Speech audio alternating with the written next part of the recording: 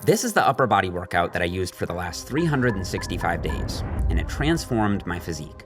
It took my back from looking like this to this, and my chest and shoulders from looking like this to this. And even after 15 years of natural training, I still managed to gain 2.7 pounds of lean mass measured by DEXA, and I even added some extra peak to my biceps measured by ultrasound. In this video, I'll show you the exact exercises and technique cues that made the biggest difference for me this year. Let's get into it. I think this was hands down the most effective exercise for growing my pecs this year, the Incline barbell bench press.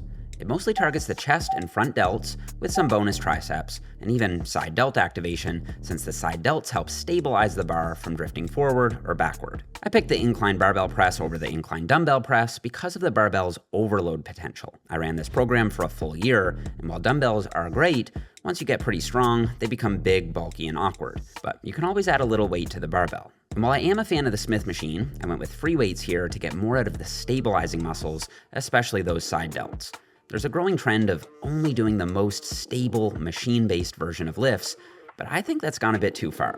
Even for pure hypertrophy, free weight compound lifts still have a lot of value. And research backs this up. An incline barbell bench press clearly grows your chest. In fact, a 45-degree incline press will hit your upper pecs harder while still hitting your mid and lower pecs just as hard as a flat bench. The study from Chavez and colleagues found that the incline press grew the mid and lower pecs just as well as a flat bench, but the incline press had that added bonus of growing the upper pecs more. The incline press is also very time efficient because it kills two birds with one stone.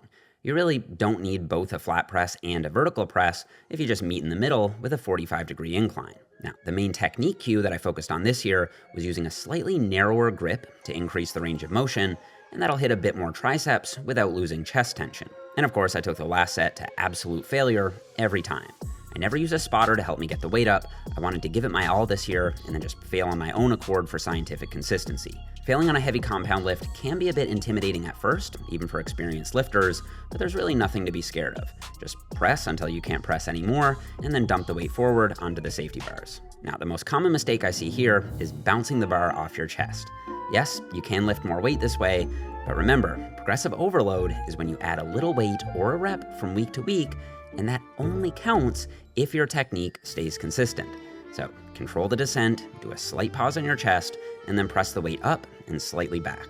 Okay, next is where I slow things down a little bit more and put all the tension exactly where I want it, on the pecs. The seated cable fly will also stretch the pecs more than the heavy compound press that we did first. For these, set a bench pretty far out in front, grab both handles, hold them tight to your chest, and walk out in front of the bench. As you sit down, you don't want to get pulled backward, so ease yourself into the seat. Then press the handles forward into the starting position, and from there, begin your first rep with a nice and controlled negative. Try to get as deep as your shoulders will comfortably allow, and then squeeze the weight forward using your pecs. Try to focus on bringing your elbows together, not just your hands. This will keep tension on your chest and prevent your triceps and front delts from taking over. From there, sweep the weight out and back in an arc, not just back. So try to think about covering as much space as possible as you do the negative.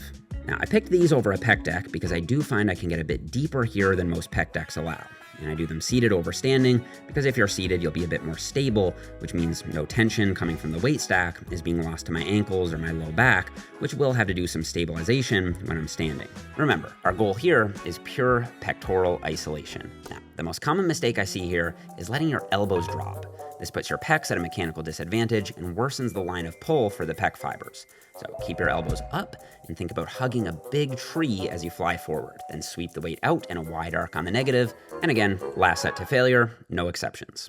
I think the biggest gains I made this year were in my back, and I owe a lot of that to one exercise, weighted pull-ups. I know I infamously put these in A tier instead of S tier last year, but after this 365-day experiment, I'm officially promoting pull-ups to S tier.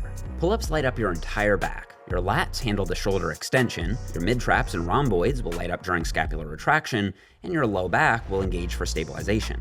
Your biceps and brachialis will take care of elbow flexion, and there's also going to be some muscle activation in your core since you aren't seated like in a lat pull-down. Now, I went with a pull-up over a lat pull-down.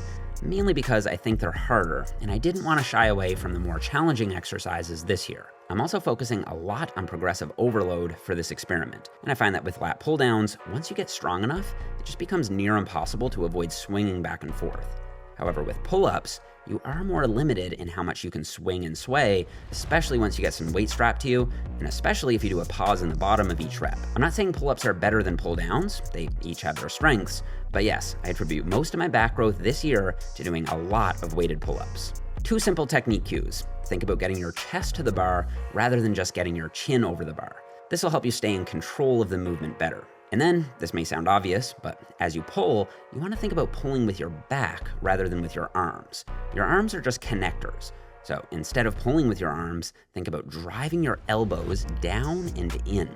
This will activate your lats and prevent your biceps from taking over. I also use both liquid chalk and straps on these, so my grip doesn't limit my back gains. And for the experiment, I used this grip in between a fully pronated wide grip and a neutral grip. I just find it a little more comfortable on my shoulders, but they all work. A very common mistake here is, oddly enough, when people worry too much about feeling their lats. Pull-ups aren't a feely exercise. They're not really supposed to feel amazing. They're supposed to get you jacked and strong.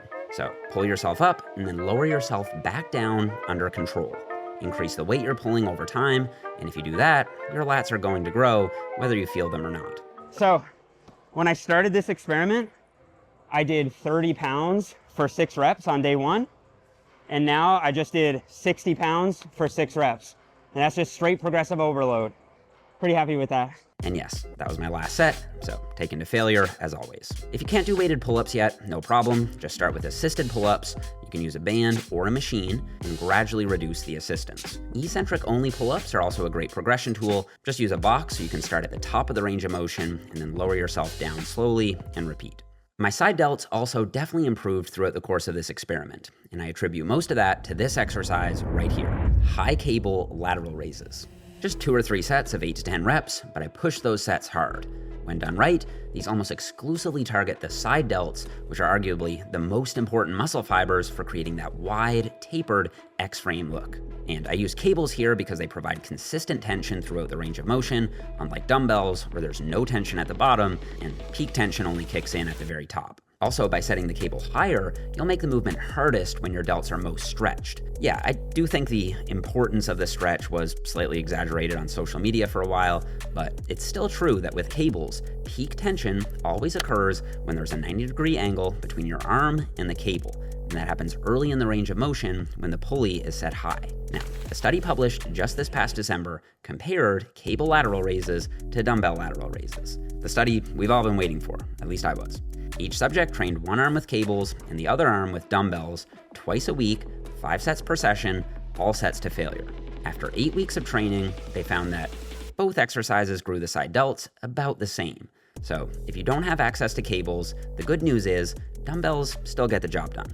That said, this study didn't have their subjects perform cable lateral raises quite the way I do them. They stopped their range of motion directly at their side, which I'd argue means they weren't missing out on one of the main potential benefits of using a cable, which is that extra range of motion you get by sweeping the weight across your body. Still, based on this new data, I doubt cables versus dumbbells is a true game changer. What matters most is choosing a variation where you can feel your side delts working and pushing that variation hard with good form. I still use both, cables on my upper body day and dumbbells on my push day. And of course, last set goes to failure. Now, by far, the most common lateral raise mistake is shrugging the weight up. This will cause your upper traps to take over and rob your side delts of tension. Instead, focus on sweeping the weight out rather than lifting it up. If you're struggling to get a feel for this, stand up against a wall and push your arm out sideways against the back of your forearm. Apply pressure gradually against the wall, and you should feel your side delts really turn on. That's the exact intention you should be using on your lateral raises. Think out, not up. This next exercise will activate every single muscle fiber in your entire back, from your neck down to your hips. It's the deficit pendlay row, and if you're not doing it, I genuinely think you're missing out. You get amazing mid-trap engagement from the scapular retraction, high levels of upper and lower trap activation from scapular stabilization, solid lat activation from shoulder extension, and your spinal erectors will light up since they have to fire isometrically throughout the entire set to keep you locked in that horizontal position. By standing on a bumper plate, you'll increase the range of motion, giving your lats a deeper stretch at the bottom than a traditional floor-level pendlay row. I also tweak the execution for hypertrophy. Instead of the typical explosive up, drop down style, I keep the explosive positive, but slow down the negative to maintain eccentric tension and control. Then on the last set, I push beyond failure by using lengthened partials. Yes, I still do these on some exercises. So when I can't get that full squeeze at the top, I still grind out another 3 or 4 reps in the stretched position where the lats are the strongest. I know some of you are sick of lengthened partials, but this is a spot where they really make sense, especially given the lat strength curve. Now, the biggest mistake here is just not getting fully horizontal. Being more upright isn't necessarily wrong, but when your torso is parallel to the floor, gravity is pulling directly against your scapular retractors. This forces your mid-traps and rhomboids to work much harder. The only way to make a traditional higher torso angle row hit the same is by compensating with more weight. But pound for pound, pendlay rows are simply more challenging, so I didn't shy away from them this year. Also, make sure you use straps or, at the very least, chalk. If you're letting grip hold you back here, you're definitely leaving back gains on the table. Last set to failure. For triceps, I'm using what current research shows is likely the single most effective movement, not just for the long head, but for all 3 heads, the cable overhead triceps extension. This study compared overhead extensions to pushdowns and found that overhead extensions caused 50% more growth in the long head, 40% more growth in the lateral and medial heads, and 40% more growth in the triceps overall. It's a killer. If I only have time for one triceps exercise, this is the one. Now, the most common mistake here actually happens before the set even starts, during the setup. Most people set the cable way too low, then waste a bunch of energy trying to spin and twist themselves into position. Instead, just move the cable up higher, squat underneath it, and use your legs to lift the weight up into place. Then take a step or 2 forward, and you're ready to go. No wasted energy. Failure. All right, biceps. This part's super cool because a few new studies on biceps growth just dropped. And wouldn't you know it, there's even one comparing my personal favorite, the Bayesian cable curl, to the classic preacher curl. The results?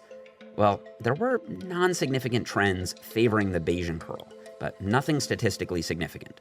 That could be because the study was underpowered, it only had 15 subjects and it ran for just 10 weeks, or it could mean that both exercises grow your biceps equally well. Regardless, on my upper body day, I've been doing Bayesian curls, because based on the totality of the evidence, I still suspect they have a slight edge, especially thanks to that deadly combo of long muscle length and high tension in that lengthened position. Failure. But to be sure, on my pull day, where I train biceps again, I do preacher curls and hammer curls. Failure, failure. Now, if you want my full upper-lower push-pull legs program, it's available now at jeffnippard.com. I'll link it down below, and I'll also put a discount code in the description box just for YouTube, so you can save 25%. Also, thanks for all the love on the last video. My brother and I went through the comments, and we were blown away by all the support and love. We both really, really appreciate it. We've also both started experiment number 2, so make sure you subscribe so you don't miss what's coming next. All right, thanks for watching, guys. I'll see you all here in the next one.